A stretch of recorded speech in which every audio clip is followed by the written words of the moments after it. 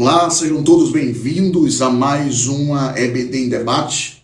Hoje na lição, ou na pré-aula de número 9, onde nós falaremos um pouco sobre a visão bíblica do corpo.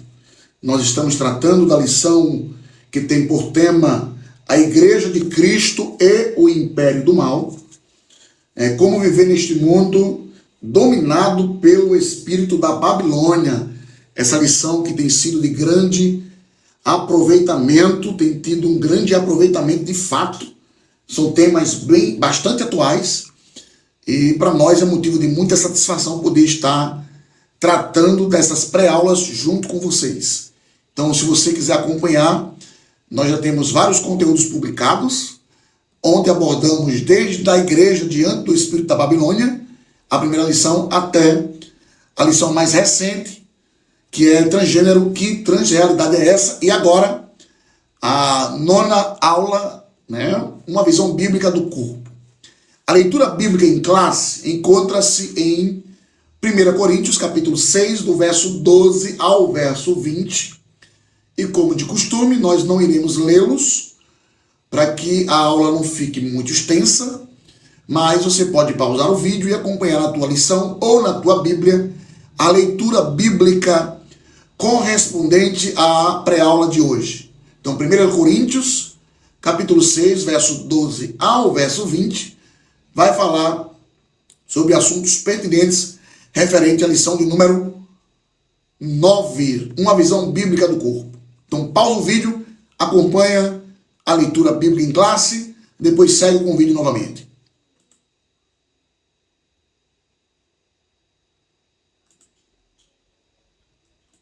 Bom, o texto áureo da lição diz: mas o corpo não é para a prostituição, senão para o Senhor, e o Senhor para o corpo. 1 Coríntios, capítulo 6, versículo 13, a parte B.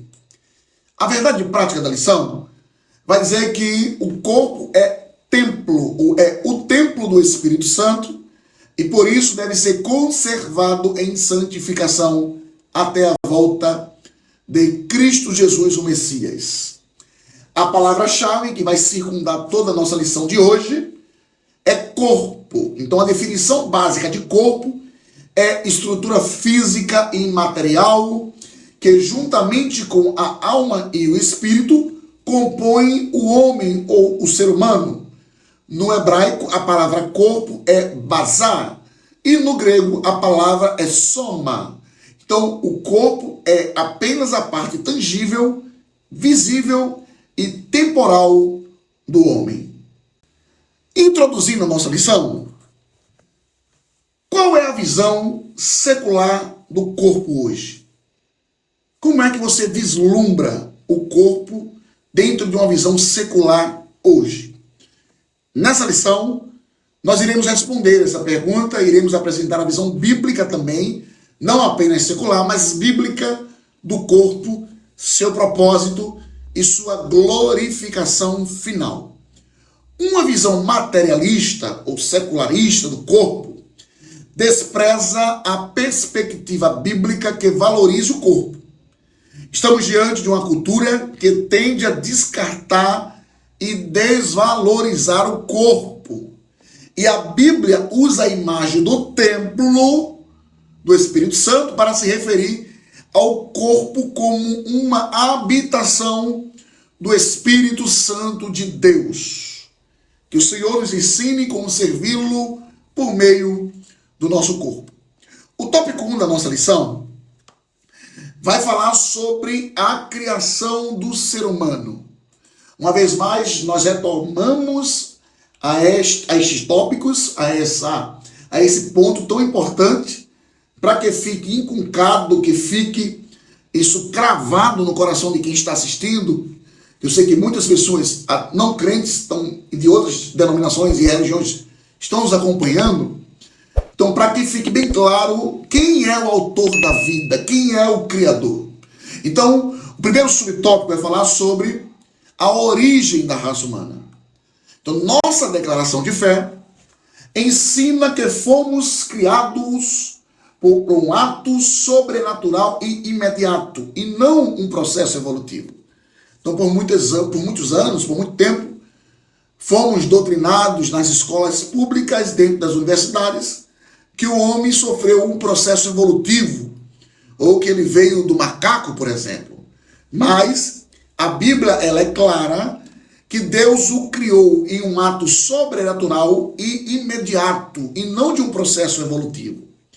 Gênesis 2:7, como você pode ver, acompanhar aqui no slide, e formou o Senhor Deus o homem do pó da terra, e soprou em suas narinas o fôlego da vida, e o homem foi feito alma vivente.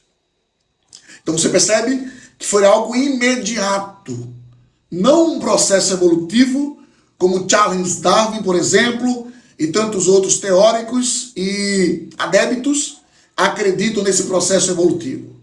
Então, depois que Deus criou o primeiro homem, Adão, ele também criou a primeira mulher, Eva. Na aula anterior já falamos sobre isso.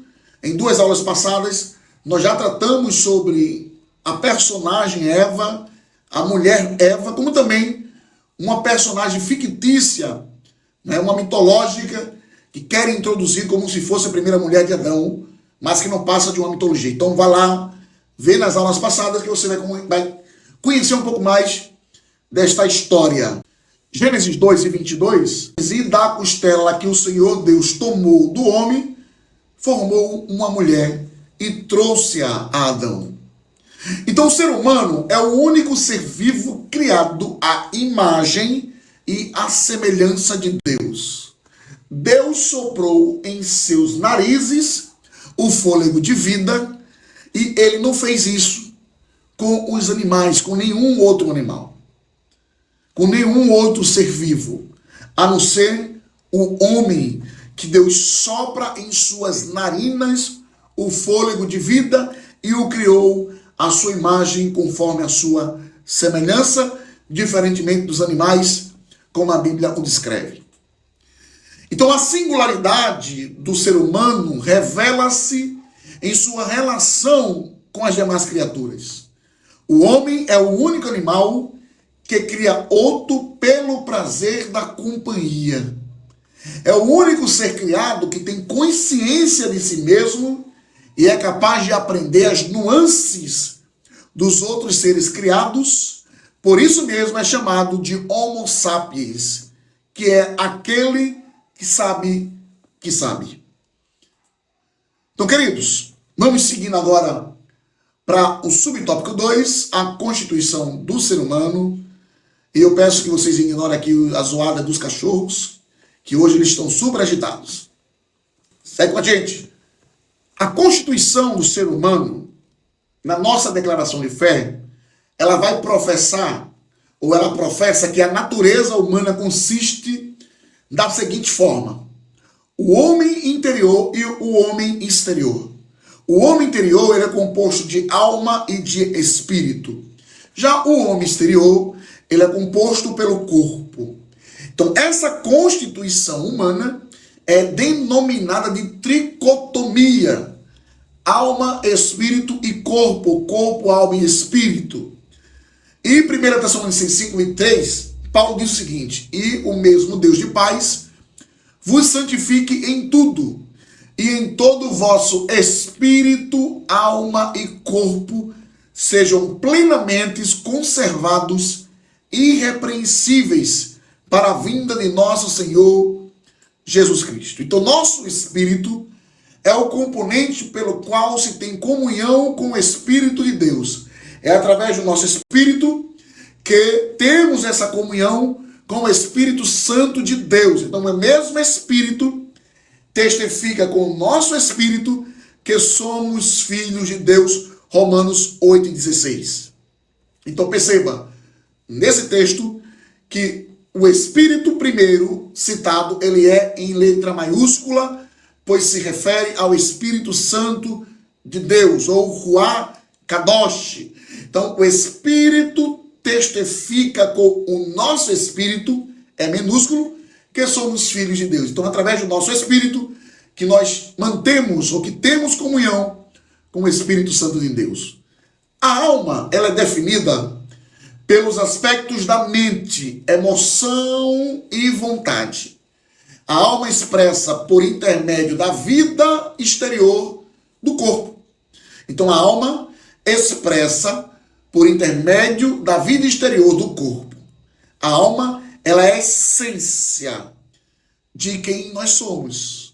Então cada pessoa, ela é uma alma com uma personalidade diferenciada. Então a alma, ela é a sede das emoções. É onde se processam os sentimentos e as crises existenciais. Então nós temos alguns textos que vai justamente nos abalizar ao que estamos falando sobre a alma. Salmos 42, verso 5, vai dizer: o salmista perguntou para sua alma, olha só, por que estás abatida, ó minha alma, e por que te perturbas em mim? Ezequiel 18, 20, vai dizer, é na alma que reside a tendência para o pecado. Romanos 6 e 13 vai dizer que o corpo é instrumento que leva à sua consumação. Sendo o corpo o instrumento que leva à sua consumação. Romanos 6 e 13 e 2 Coríntios 5 e 10 vai nos tratar sobre isso.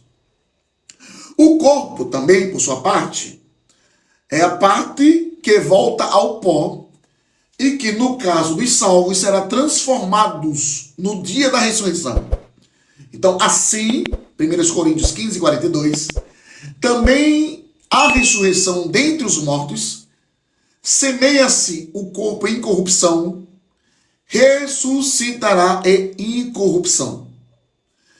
E antes de nós seguirmos, é muito bom a gente tocar nesse assunto, porque o corpo, ele vai ser transformado no dia da ressurreição para aqueles que morreram em Cristo, mas para aqueles que são salvos em Cristo e que estão aguardando o arrebatamento da igreja, eles também terão os seus corpos transformados e os corpos glorificados, assim como foi o de Cristo. Então, para nós, assembleanos pentecostais, nós cremos na teologia que preconiza o arrebatamento antes da grande tribulação. Nós somos pré-tribulacionistas. Então, crendo nessa escola, nós cremos que os nossos corpos serão transformados em corpos gloriosos assim que formos arrebatados com o Senhor. E caso nós venhamos a morrer, a dormir no Senhor, o nosso corpo ele será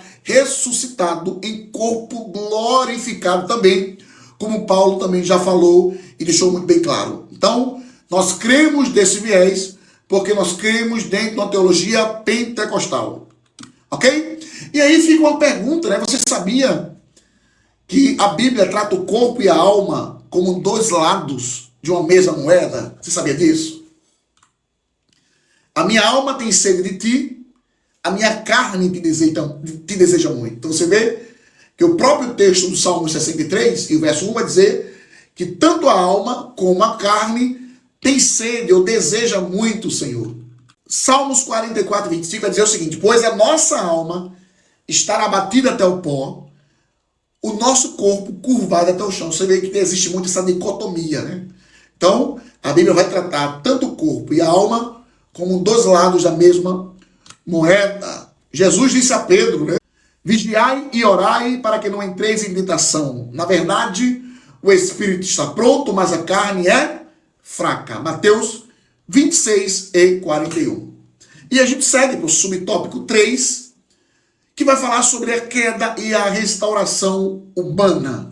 A Bíblia revela que todas as áreas do nosso ser foram afetados pelo pecado. Romanos 7, 20 a 23, Paulo deixa muito claro sobre isso. Acompanha aí. Ora, se eu faço o que não quero, já não faço eu, mas o pecado que habita em mim. Acho então esta lei em mim, que quando quero fazer o bem, o mal está comigo. Porque segundo o homem interior, tenho prazer na lei de Deus, mas vejo nos meus membros outra lei, que batalha contra a lei do meu entendimento e me prende debaixo da lei do pecado que está nos meus membros. Paulo já fala sobre isso. Ou seja, o pecado ele corrompeu, ele afetou todas as áreas da nossa vida ou do nosso corpo. Então a vida espiritual não pode estar desassociada do corpo. Não tem como existir uma vida espiritual sem que essa vida espiritual esteja no corpo, esteja desassociada do corpo. Paulo diz em 1 Coríntios 6:20, glorificai, pois, a Deus no vosso corpo e no vosso espírito, os quais pertencem ao Senhor. Desse modo, a conduta irrepreensível do cristão é requerida no espírito, quanto na alma e no corpo, como já vimos o texto de 1 Tessalonicenses 5:23, que vai nos dizer que o nosso corpo seja santificado, todo o nosso corpo, alma e espírito, sejam santificados ao Senhor. Então, isso implica dizer que a santificação deve atingir a parte material do corpo e imaterial do espírito e da alma. Então, contudo, essa restauração somente é possível por meio do sangue de Jesus Cristo, pela ação do Espírito e pela palavra de Deus. Então, não tem como um homem ter uma restauração espiritual, viver em santidade, ser justificado em Deus, ter o perdão dos seus pecados, se não for através do sangue de Jesus Cristo, pela ação do Espírito Santo e pela palavra de Deus. Sem isso, não tem como o homem se achegar diante de Deus, não tem como ter uma koinonia, uma comunhão, uma unidade com o Senhor. Amém? 1 Pedro 15, capítulo 1, versículo 15 ao verso 25, vai nos trazer uma base para isso que estamos comentando aqui. E mais uma reflexão, já estamos finalizando o tópico 1. Não sabeis vós a quem vos apresentardes por servo para lhe obedecer? Sois servos daquele a quem obedece, ou a quem obedeceis, ou do pecado para a morte, ou da obediência para a justiça. Então, Paulo aos Romanos, ele traz essa informação, essa doutrina, esse ensino, porque o corpo pode tornar-se um instrumento do pecado, como também o corpo pode tornar-se um instrumento de justiça. Vai depender do quanto o corpo está sendo alimentado. Se o corpo estivesse sendo alimentado com as obras da carne, este corpo vai se tornar um instrumento de pecado. Mas se esse corpo estiver sendo alimentado através do ensino, da palavra de Deus, do buscar a graça, através da oração, do jejum, do sacrifício, buscando as coisas que são do alto, então esse corpo vai tornar-se um instrumento de justiça. Então, a quem mais eu obedecer, então, ou o pecado, ou a justiça, então meu corpo vai pender para um dos lados. Então, por isso que Paulo traz essa reflexão, trazendo esse ensino para os romanos. E sintetizando o tópico 1, Deus criou o ser humano e o constituiu de corpo, de alma e de espírito. Amém? Vamos seguir para o próximo tópico, que vamos tratar sobre a visão bíblica do corpo. Amém? E antes de nós adentrarmos no conteúdo que preparamos, vamos fazer uma interação aqui? Então a interação é a seguinte. Você sabe o que é a glorificação final do corpo? Você já ouviu falar sobre isso? Sobre a glorificação final do corpo? Bom, a palavra glorificação vem do substantivo grego endoshazo, que vem da raiz dokeu, que significa ato ou efeito de glorificar. No plano da salvação, a glorificação ela é a etapa final a ser atingida por aquele que recebe a Cristo como Salvador e Senhor de sua alma.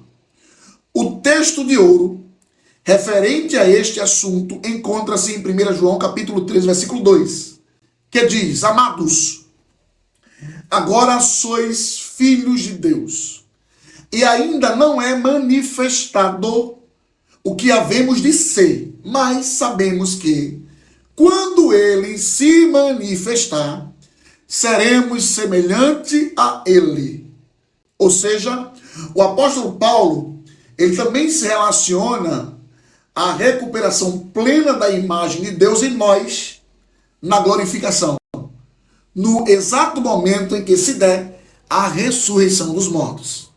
E assim como trouxemos a imagem do terreno, Adão, assim traremos também a imagem do celestial. 1 Coríntios 15, 29. Então, a glorificação é justamente essa transformação, essa glorificação no corpo que vai acontecer tanto no arrebatamento da igreja, como também na ressurreição dos mortos, como Paulo já escreveu e Pedro também aborda essa temática. Então o subtópico 1 vai falar sobre a parte exterior do homem.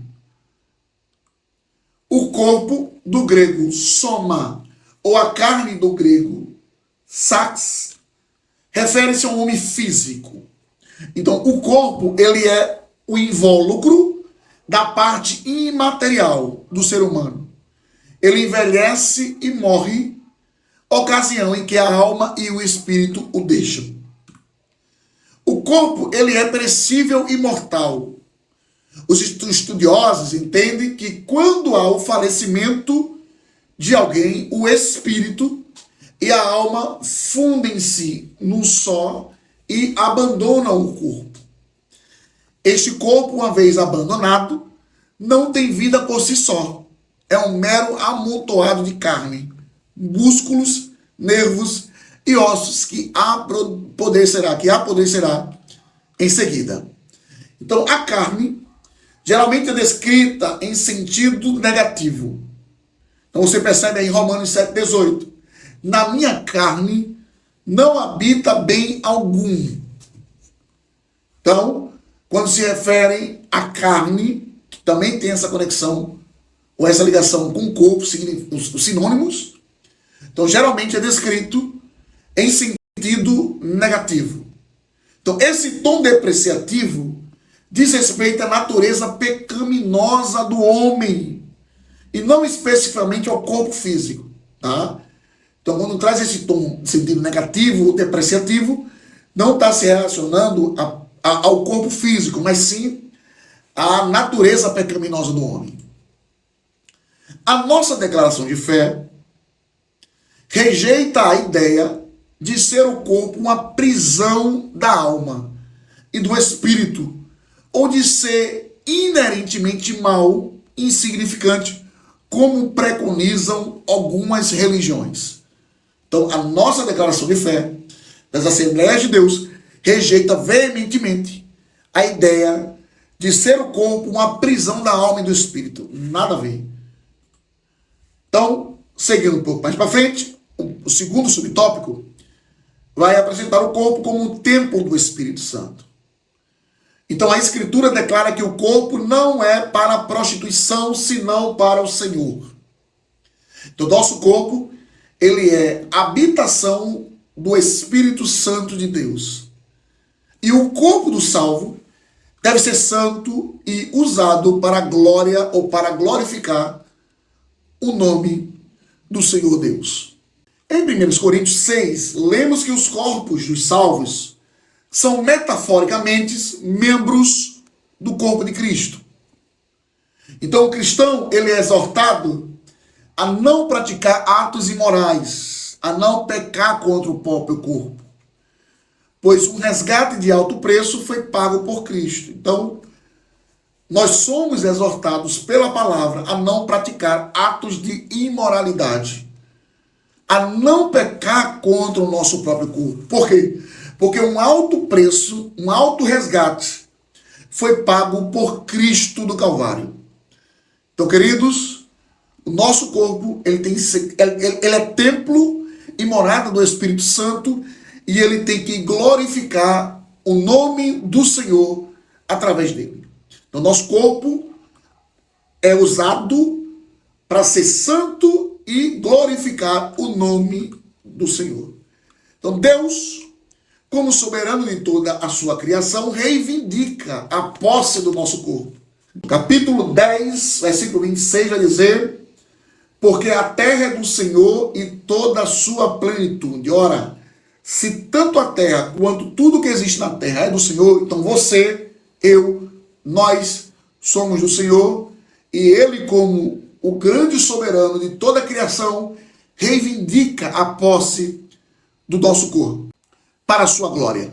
O cristão regenerado deve usar o corpo para a glória de Deus, fazendo com ele tudo quanto o agrada. Capítulo 10, versículo 31. Portanto, quer comais, quer bebais, ou façais qualquer outra coisa, fazei tudo para a glória de Deus. Então, queridos, o nosso corpo, ele tem que ser instrumento de glorificação para o nome do Senhor, e tudo que fizermos por meio dele tem que ser para a glória do nome de Jesus. Fazem tudo para a glória de Deus. E o último subtópico do tópico 2 vai falar sobre glorificados na ressurreição. Aquilo que já nos antecedemos falando na nossa interação. A ressurreição de Cristo aniquilou o império da morte e garantiu a nossa ressurreição. Então, entre a morte e a ressurreição, há um estado intermediário. Esse é um assunto importante, é um assunto dentro da doutrina da escatologia, que não tem como a gente esgotar nessa aula de hoje.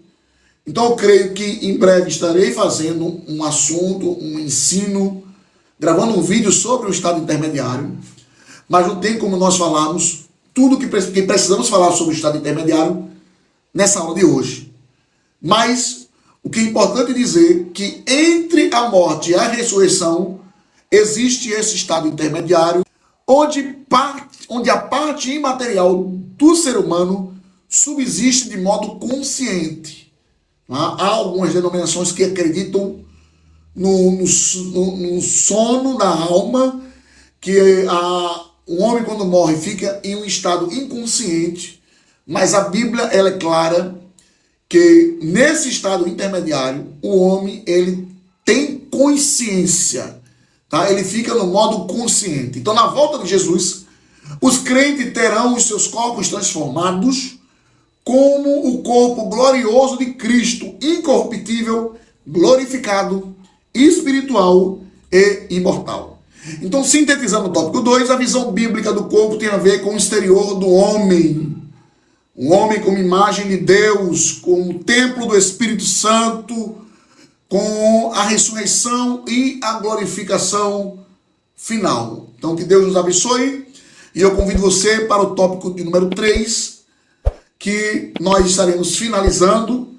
E temos um vídeo preparado. Também gostaria que você acompanhasse até o final dessa pré-aula, que tem um vídeo impactante justamente sobre tudo isso que nós estamos falando durante todas essas pré-aulas. Então é importante também você acompanhar o vídeo, que no final da aula estaremos disponibilizando para vocês. Chegamos ao último tópico de número 3, falando sobre a visão secular do corpo.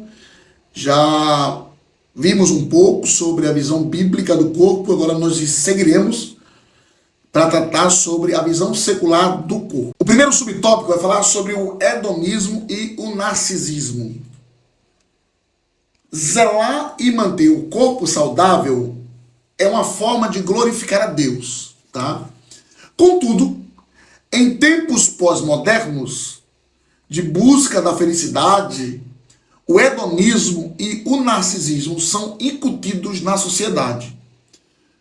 Então, glorificar a Deus através de um corpo saudável, zelar e manter esse corpo é importante.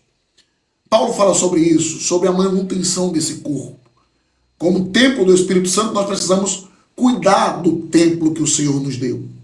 Contudo, em tempos pós-modernos, essa busca desenfreadas pela felicidade, pelo corpo perfeito, a cultura do corpo, tem feito com que a sociedade odierna fique doente. O hedonismo e o narcisismo são incutidos na sociedade. 1 Coríntios 6:20, porque fosse comprado por um preço, Glorificai, pois, a Deus no vosso corpo, no vosso espírito, os quais pertencem a Deus. Então, hedonismo refere-se ao estilo de vida em que a obtenção do prazer e a fuga do sofrimento são prioridades. E nisso, tudo é permitido. Então, esse hedonismo que vai trazer esse estilo de vida desenfreado, com irresponsabilidade, esse estilo de vida louca, em que a obtenção do prazer e a fuga do sofrimento são prioridades, tudo é permitido pelo hedonismo. Porém, Paulo é categórico em capítulo 6, versículo 12 de 1 Coríntios, que todas as coisas me são lícitas, mas nem tudo me convém. Então, para os santos, para os salvos e crentes no Senhor, todas as coisas nos são lícitas, mas nem tudo nos convém. Tá? O narcisismo, por sua vez, refere-se ao amor excessivo que uma pessoa tem de si própria. Já falamos aqui em aulas passadas sobre o mito de Narciso e que esse mito está perdurando para a sociedade pós-moderna. Refere-se ao indivíduo que, de modo insensato, persegue o corpo ideal por meio da boa estética a qualquer custo. Tem pessoas que vendem a alma por meio de uma boa estética, por um corpo perfeito, por riqueza e fama. A pessoa se porta com ostentação em busca da autorrealização e de ser admirado, em busca do like, em busca de curtido no Instagram, em busca de inscrito no YouTube, em busca de seguidores. Então, quanto mais seguidores, melhor. Então, o narcisista tem se portado com ostentação em busca dessa autorrealização, de ser admirado, de ser perseguido, de ser ovacionado, celebrado e até endeusado. Então, livre de qualquer moral divina, o indivíduo passa a exercer total controle sobre o seu corpo. Desse modo, seus adeptos atuam contra o corpo na legalização do aborto, da prostituição, das drogas, do suicídio assistido, dentre outros. Então, uma vez que tanto o hedonismo e o narcisismo tomam conta do ser humano, então essas pessoas, esses indivíduos passam a ter uma vida livre da moral divina, ou seja, passa a exercer o controle sobre o próprio corpo. E aí os adeptos, seus adeptos atuam contra o corpo na legalização do aborto, da prostituição, entre outros. O subtópico 2 vai tratar sobre a erotização e libertinagem. Então, ao formar o ser humano, Deus também criou a sexualidade. É importante falar que o sexo ele não é pecado. Então, o pecado não está no sexo, mas na perversão de seu propósito. Então, o ato sexual em si não é pecado. O pecado está na perversão desse propósito ou do seu propósito. Então, na declaração de fé, a relação sexual não é só para procriar, mas também para o prazer, dentro dos limites do matrimônio e do uso natural do corpo. Então, a relação sexual não é apenas para procriação, não é apenas para crescer, fecundar, para crescer e encher a terra. Não. É também para o prazer do casal, dentro dos limites do matrimônio e do uso natural do corpo. Quando a gente já tratou aqui sobre a relação heterossexual, o casamento deve ser indissolúvel, heterossexual e monogâmico. Nós já tratamos sobre isso em aulas passadas. Todavia, a erotização do corpo é explorada nas mídias, nas artes, músicas e literaturas, objetivando seduzir e estimular as práticas sexuais ilícitas. Então você pode ver dentro da própria mídia, de filmes, de seriados, de novelas, dentro de outros conceitos de mídia, que essa mídia nojenta tenta de todas as formas estimular a prática sexual ilícita, nas artes, até as próprias artes, também já tem essa sedução e esse estímulo das práticas sexuais ilícitas. Nas músicas, cada música horrorosa, nojenta, que incita atos de violência, atos de promiscuidade contra a mulher.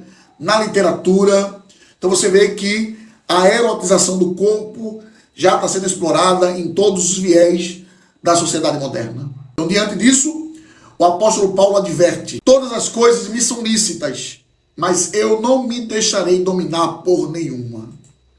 Então não nos enganemos, em nossos dias existem múltiplas manifestações do hedonismo e do seu co-irmão, o narcisismo, que é o caso do consumismo, no qual compramos o que não podemos e o que não precisamos, apenas para ostentar uma vida que não temos. Com as redes sociais, a coisa chegou a níveis alarmantes. O ser e o ter tornaram-se um alvo primordial do homem moderno. Outro sim, a pornografia chegou a níveis alarmantes até mesmo entre os próprios crentes, denunciando que o hedonismo está mais vivo do que nunca. Você vê, por exemplo, o caso do consumismo, onde muitas gente estão presas, estão dominadas pelo consumismo, pelas compras desenfreadas, estão presos no cartão de crédito, estão presos em agiotas, porque estão comprando o que não tem condições de pagar para ter uma vida que não tem. Então, esse consumismo desenfreado tem feito com que muitos crentes, muitas pessoas e muitas famílias estejam cada vez mais numa situação deplorável, até passando necessidade, justamente porque entrou dentro desse caminho de comprar o que não precisa para ostentar uma vida que não tem. E também, as redes sociais fez com que tudo isso fosse muito aflorado e essa ostentação vibrasse a um clique na tela, na sua própria tela. Então você vê que o ser e o ter tornaram-se o alvo primordial do homem moderno e a pornografia já chegou a níveis apocalípticos. Se é que existe esse termo, né? Mas isso é para falar justamente sobre essa depravação, essa imoralidade que está aí, até mesmo entre os próprios crentes. Que Deus tenha misericórdia da nossa vida, da nossa vida. Finalizando aqui o tópico, chegando ao subtópico 3, que vai tratar sobre a liberdade e autonomia. A Bíblia atesta que o homem é dotado de livre-arbítrio. Isso indica autonomia para tornar as próprias decisões e se autogovernar. Então somos livres, porém todos os nossos atos serão alvos do juízo divino. Eclesiastes 12:14, eu preciso ler esse texto com você, vai dizer, porque Deus há de trazer o juízo a toda obra e até tudo o que está encoberto, quer seja bom, quer seja mal. O homem tem que também ter a noção que tudo que ele plantar, ele vai colher, e tudo aquilo que ele fizer por meio do corpo, há de prestar conta ao Senhor. Então, não obstante, no cenário atual, ideias secularistas, progressistas, promovem a banalização do corpo. Ao contrário desse ativismo, o apóstolo Paulo assevera que não sabeis que não sois vós de vós mesmos.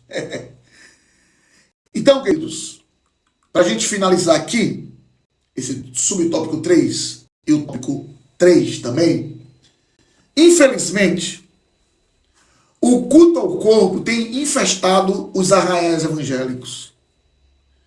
A ostentação tem sido a tônica de muitos cultos. Ostenta-se bênçãos a dons, né? Então, desde bênçãos as dons são ostentados. As pessoas querem ser vistas, reconhecidas, amadas e, no limite, adoradas. Isso tem sido um perigoso. A lascívia campeia as interações. As redes sociais se tornaram vitrines desse modo de vida. E para a gente concluir, se já nos parece inadmissível que pessoas lá de fora vivam assim no mundo, que essas pessoas possam ter esse tipo de comportamento, imagine quão reprovável o é entre nós. Imagine como Deus vê tudo isso que lá no mundo se parece normal dentro das igrejas. Pensemos nisso. Oremos. Clamemos por misericórdia. Porque, infelizmente, o culto ao corpo está infestado dentro dos arraiais evangélicos. Não tem como fugir. Infelizmente, e o que nos compete é orar e aprender com a sacrossanta palavra de Deus como lidar com situações desse tipo. Então, sintetizando o tópico 3, o hedonismo, o narcisismo, a erotização e a libertinagem fazem parte de uma visão secular do corpo. Então, concluindo a nossa lição, concluímos que nessa concepção não podemos pecar com o corpo sem afetar o espírito e a alma. Concluímos também que o corpo é morada do espírito, que não habita em santuário impuro. O princípio de cuidado e santidade do corpo deve ser observado. E por fim, na vinda de Cristo, o corpo dos santos será glorificado para a glória do nome de Jesus. Queridos, muito obrigado. Foi bom ter você conosco até agora. Lembre-se que no final desta pré-aula nós temos um vídeo importante para que você possa acompanhar, que possa assistir, possa refletir. E eu espero você na próxima aula, aula número 10, que vai tratar sobre a renovação cotidiana do homem interior. Muito obrigado. Foi muito bom ter vocês aqui conosco. Curte, comenta, se inscreve no canal, compartilha para todo mundo essa nossa pré-aula. E que Deus continue nos abençoando, te abençoando poderosamente.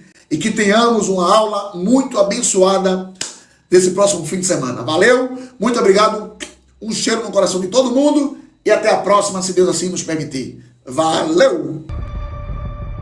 Se eu fosse o diabo, minhas primeiras vítimas seriam as crianças.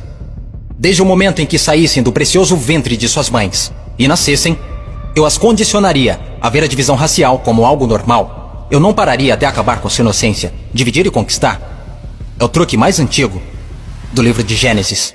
E conforme eles crescessem, eu continuaria minha infiltração por 12 anos. Eu roubaria seus corações e suas mentes. E chamaria isso de educação. Se eu fosse o diabo, minhas próximas vítimas seriam as mulheres, que eu envelheceria em contato com homens que controlariam os corpos e os seus direitos. A melhor maneira de amaldiçoar a Deus é desrespeitar os próprios portadores da vida. Falando em Deus, se eu fosse o diabo, quando se trata de religião, eu montei o meu plano perfeitamente. Eu permitiria que você adorasse Jesus todos os domingos, e nos outros 6 dias, eu faria você me adorar. Em forma de dinheiro, fama, luxúria e ganância, para minha religião, eu não precisaria te converter. Eu transformaria os 10 mandamentos em 10 sugestões. E faria com que a pseudo-virtude fosse mais importante do que a virtude. Eu daria a vocês religião suficiente para se odiarem, mas não o suficiente para amar um ao outro. E para minha estratégia final do mal, eu faria você esquecer que todo o propósito da religião é a espiritualidade. Se eu fosse o diabo, eu não viria vestido com a capa vermelha e chifres pontudos. Dirigiria um carrão, teria um rosto bonito e um cinto Gucci. Basicamente, eu tomaria a forma de tudo que você sempre desejou e veria você criar o seu próprio inferno. Eu não preciso incendiar a terra. E no que diz respeito aos políticos, eu não mudaria nada. Eles já estão fazendo o meu trabalho sujo. Se eu fosse o diabo, discretamente, estaria nos bastidores. Você não precisaria me ver. Eu normalizaria a disfunção e chamaria de reality show. E nesse reality, eu atacaria a sua autoestima, dificultando a cura. Eu te mostraria imagens de corpos falsos e os tornaria mais atraentes do que os reais. Se eu fosse o diabo, eu faria você rezar para a tecnologia e idolatrar aqueles que criaram. Eu faria da influência a droga número 1 e roubaria milhões de almas perdidas enquanto eles a perseguem. Agora, se eu fosse o diabo, não faria tudo de uma vez. Eu tenho meu tempo. Em vez disso, eu corroeria a sua moral, pouco a pouco. Exatamente como o câncer se espalha. Por falar em câncer, se eu fosse o diabo, te alimentaria com alimentos saborosos que o deixariam doente e transformaria seus médicos em traficantes de drogas, vendendo pílulas que o fariam voltar ao invés de curar. Sim, se eu fosse Lúcifer, saberia que a vida e a morte estão na língua. Então eu faria da sua faca e do seu garfo seus algozes. Você não pode alcançar uma consciência superior se seu corpo estiver doente. Você não optará por informações positivas se tiver inflamação. Se eu fosse o diabo, minha inteligência seria admirada. Por que você acha que a palavra inflamação literalmente significa colocar fogo? Se eu fosse o diabo, te mostraria como ser flexível. Liberaria pandemias no mundo para dar às pessoas a chance de realmente cuidar umas das outras. E me sentaria e riria, enquanto elas explorassem e se assustassem umas com as outras. Basicamente, se eu fosse o diabo, continuaria fazendo o que estou fazendo. Deus é minha testemunha. Eu já controlo seus sistemas. Não tentem lutar contra essa causa. Porque o meu último truque, eu faria pessoas inteligentes como você duvidarem se eu já existir.